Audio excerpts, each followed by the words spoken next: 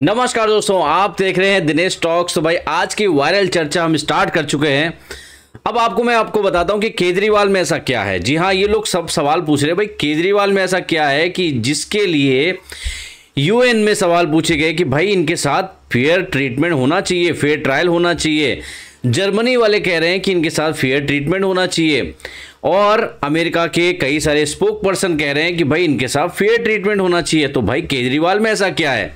क्योंकि और भी बहुत सारे लोग भ्रष्टाचार के आरोप में जेल गए हैं आज तक, लेकिन कभी भी किसी के लिए बाहर से इतना कुछ नहीं बोला गया। तो भाई बाहर वालों का ऐसा क्या इंटरेस्ट है, इसी का आज एक नमूना देखने को मिला। दरअसल मैं आपको जो न्यूज़ बताने वाला हूं उसको आप गौर से सुनिएगा। दूसरा, केजरीवाल के बारे में एक और न्यूज़ है कि उनकी जो फोटो है ना, अभी वो उनका जो दर्जा है वो भगत सिंह और डॉक्टर भीमराव अंबेडकर के लगभग बराबर हो चुका है। जी हाँ, अब ये कैसे हुआ है मैं आपको आगे वाले न्यूज में बताऊंगा। तो भाई हुआ क्या है, सामने आप देखिए जिनकी तस्वीर है, इनका नाम है मैथ्यू मिलर।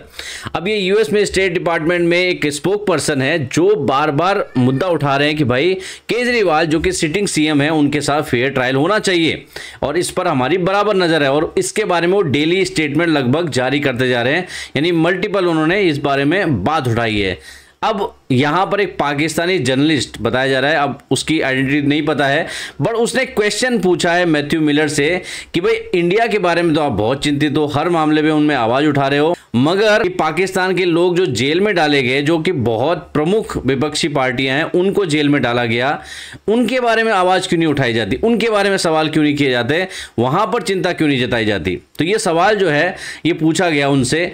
अब मैं आपको दिखाऊंगा वो वीडियो कि उनका जवाब क्या था। Position on the strong support to Indian opposition as the State Department issued many statements in the support of Delhi Chief Minister Kejriwal and then the asset freezing of Congress.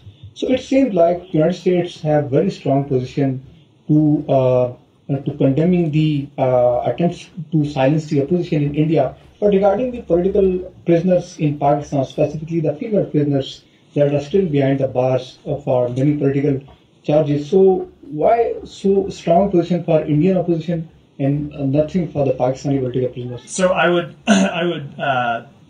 not agree with that characterization. We have made clear on a number of occasions that we want to see everyone in Pakistan treated consistent with the rule of law, treated with respect for human rights. This is our position with respect to any country in the world. तो भाई इन्होंने कहा कि यहाँ पर हमारी तो पहले भी हम बहुत बार बोल चुके हैं कि पाकिस्तान में भी फेयर ट्रीटमेंट होना चाहिए और फेयर ट्रायल होना चाहिए। बात तो हमने पाकिस्तान के केस में भी कही थी।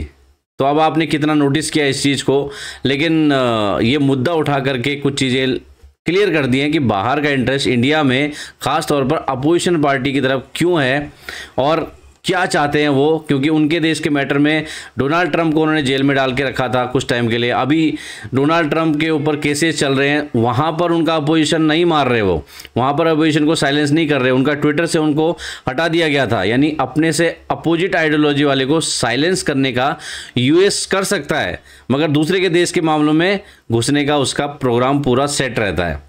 तो भाई आपके रिएक्शन मुझे कमेंट सेक्शन में चाहिए इस मैटर पर। तो भाई अगला क्या है, अगला जो है अरविंद केजरीवाल की धर्मपत्नी सुनीता केजरीवाल, जिनको अब मैडम सीएम भी कहा जा रहा है, लेकिन विदाउट पोस्ट, मतलब कि संवैधानिक तौर पर नहीं, लेकिन लोग पार्टी वाले कह रहे हैं कि भाई मैडम सीएम हो चुकी हैं अभी। तो उनकी तरफ से एक और वीडियो आया है सामने, जो कि अरविंद केजरीवाल के ही ट्विटर हैंडल से उन्होंने शेयर किया है, जहां पर अरविंद केजरीवाल पहले वीडियो बनाया करते थे, वहीं पर वो अभी बैठकर वीडियो बना रही हैं। तो इनका ये लगभग शायद चौथा वीडियो है, लगातार बैक टू बैक वीडियो बना रही हैं। अब उन्होंने क्या कहा है, मैटर क्या है, उन्होंने संदेश क्या दिया है, आप पहले मैं संदेश सुनाता हूँ, फिर उसके ऊपर चर्चा करते हैं। नमस्कार, मैं सुनीता केजरीवाल, अरविंद केजरीवाल जी की धर्मपत्नी। आपके केजरीवाल जी ने सभी विधायकों के लिए जेल से संदेश भेजा है। मैं जेल में हूं, इस वजह से मेरे किसी दिल्ली वासी को किसी तरह की तकलीफ नहीं होनी चाहिए।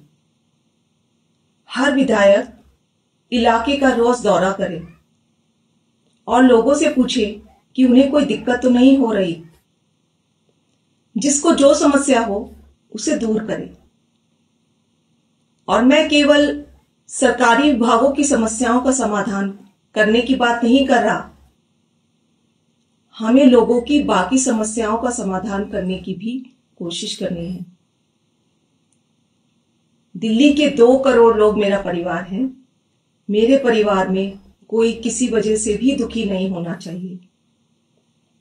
भगवान सबका भला करे। तो भाई एक चीज में गौर करने वाली बात है, पहले संदेश ये है कि सारे विधायकों को बोला गया है कि लोगों तक जाओ, उनसे कहो भाई कोई तकलीफ तो नहीं है।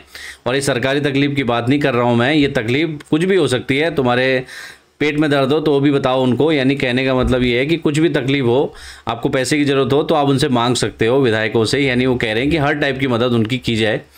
और सबसे बड़ी सरप्राइजिंग जिस पर चर्चा हो रही है कि जहां पर आप सामने देखेंगे कि जो शहीद आजम भगत सिंह है और इधर से डॉक्टर भीमराव अंबेडकर, दोनों महापुरुषों के बीच में अरविंद केजरीवाल को जगह दी गई है और जेल की सलाखें जैसे उनके साथ सामने ऐसे पोर्ट्रे किया गया कि वो जेल में बंद है। तो सोचने वाली बात है कि शराब घोटाले का आरोप उनके ऊपर है, उनको किंग पिंग कहा जा रहा है इस मैटर पे, यानी पूरे सूत्रधार हैं वो। शराब घोटाले में उनके बाकी मंत्री भी जेल में हैं और उसके बावजूद भी शहीद आजम भगत सिंह के साथ और डॉक्टर भीमराव अंबेडकर जो बहुत महापुरुष रहे हमारे आज़ादी के टाइम में, एक ने अपनी जान दे दी देश के लिए और एक ने देश के निर्माण में, संविधान बनाने में एक अहम भूमिका निभाई। दोनों के बीच में शराब घोटाले में गिरफ्तार हुए, जांच अभी चल रही है, अभी उन पर दोष सिद्ध नहीं हुआ, लेकिन फिर भी उन पर इतना बड़ा घोटाले का आरोप है। क्या ये उचित लगता है कि दोनों के बीच में उनकी फ़ोटो लगाना और स्वयंभू दिखाना कि वो उनके समकक्ष हो चुके हैं, मतलब उनके बराबरी उन्होंने कर ली? ये बात तो पहली बात। और दूसरी बात ये है कि इतने टाइम से आपके विधायक क्या लोगों से मिलते नहीं थे, जो केवल जेल जाने के बाद उनको ज़्यादा याद आ रहा है कि भाई अब जाकर के लोगों से मिलो और उनको कोई तकलीफ है या नहीं है उनसे पूछो। तो बाकी जो दिल्ली की जनता है, कई लोगों के रिएक्शन में पढ़ रहा था ट्विटर पर, लोग कह रहे हैं कि जब से वो जेल गए तब से हमें ज़्यादा खुशी है कि हमें तकलीफ होनी कम हो गई है। हमें लगता है कि अभी हमारे साथ न्याय होगा, चीज़ें आगे बढ़ेंगी, क्योंकि बहुत टाइम से हम परेशान थे। वो तो जनता चुनाव में बता ही देगी जनता किसके साथ है। केजरीवाल के साथ है, केजरीवाल को सच मान रही है, या फिर मोदी गवर्नमेंट को सच मान रही है जो यहाँ पर कार्रवाई कर रहे हैं। और ऐसा ही इसके बाद जब दिल्ली का चुनाव होगा तब भी बता देगी जनता। तो ये अगली न्यूज़ तो नहीं है, लेकिन ये एक मैसेज में देने के लिए वीडियो आपको दिखाऊंगा अभी। और इसमें जो सामने शख्स आपको दिख रहे हैं, इनका नाम है, ये मतलब बाबा के ढाबा के नाम से मशहूर हुए थे। इसके बारे में कुछ विचार मैं अपने रखूं तो ये आपको दिखाता हूं। पहले वीडियो, आप वीडियो देखिए। अरे बाबा नमस्कार, क्या हाल चाल है? बढ़िया। मेरी जान क्या हाल है, क्या कर रहे हो? बेटा। हाँ बाबा। आओ मेरी जान। बाबा ऐसे मत करो यार।